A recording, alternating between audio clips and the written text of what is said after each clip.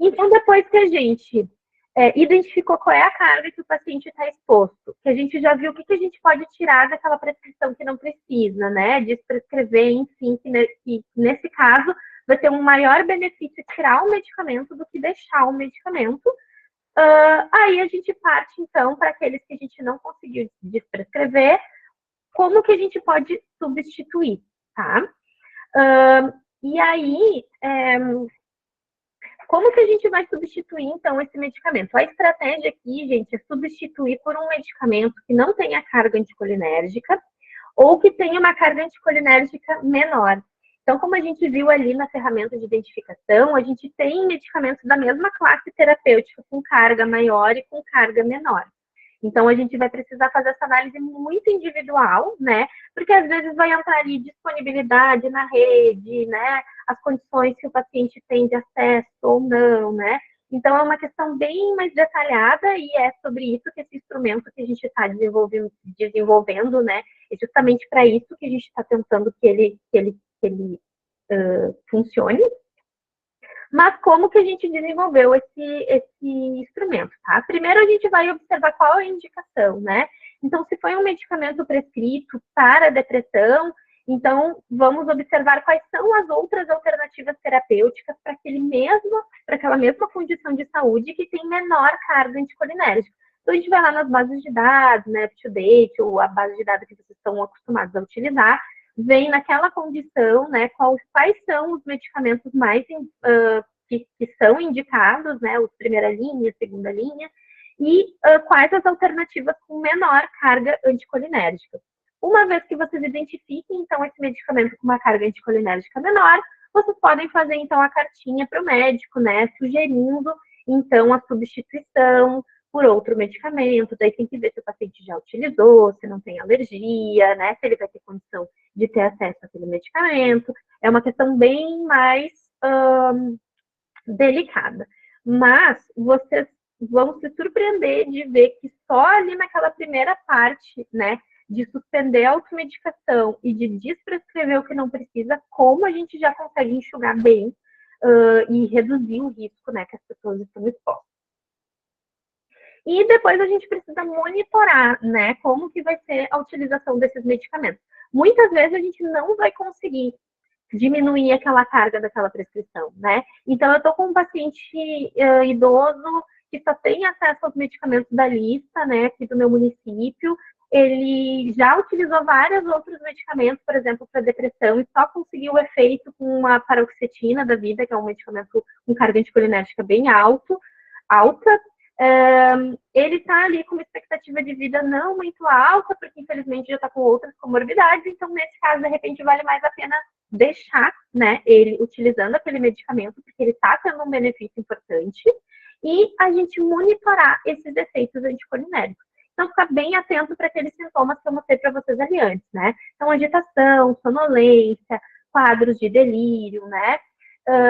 Evitar que sejam prescritos outros medicamentos também com carga anticolinérgica, então sempre deixar a equipe muito atenta, a família muito atenta, olha, quando precisar usar um medicamento, não escolher esses aqui, né, usar mais, né, se for uma analgesia, tentar fazer uma analgesia sem relaxante muscular, né, ou, enfim, tentar, nem sempre a gente vai conseguir, né, uma carga anticolinérgica baixa ou ideal, entre aspas, né, mas a gente tem que saber como monitorar, acompanhar esse paciente e orientar essa família.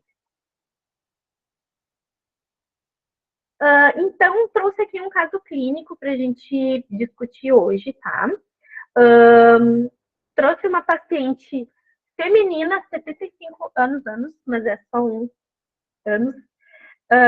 Chega na unidade, então, para acompanhamento de rotina, tá? 65 anos, uma paciente jovem, né? Provavelmente com uma expectativa de vida ainda alta. Diagnóstico prévio, então, de hipertensão arterial e transtorno de ansiedade, em uso dos medicamentos hidroclorotiazida e enalapril, simvastatina, paroxetina e clonazepam.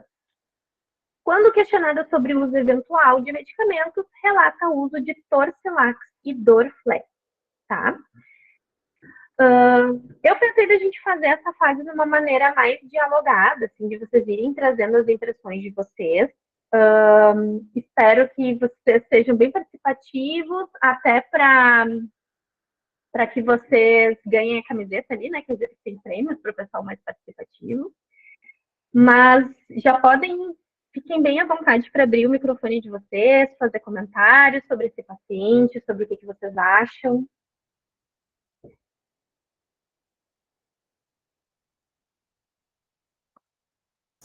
A gente vê ali alguns pontos de atenção, né? Então, é uma paciente idosa, é uma paciente polimedicada, uma paciente que relata o uso eventual de medicamentos, né, por automedicação. Posso colocar enquete também, Tayane? Claro, aqui na outra página, já deixei aqui, né, que a gente tem dentro desse quadro, né, alguns medicamentos ali que vão ter carga anticolinérgica, né? E aí, uma vez que a gente percebe que esses medicamentos estão ali, a gente precisa calcular essa carga, né, para manejar e identificar qual que é essa carga, né? E aí eu queria que vocês aí rapidamente batessem um olho ali na ferramenta e ver se vocês conseguem fazer, então, esse cálculo para ver se essa paciente está exposta a um risco importante, né, anticolinérgico, ou se a gente não vai precisar nesse momento. Isso, para calcular, Daniela, é só somar os scores.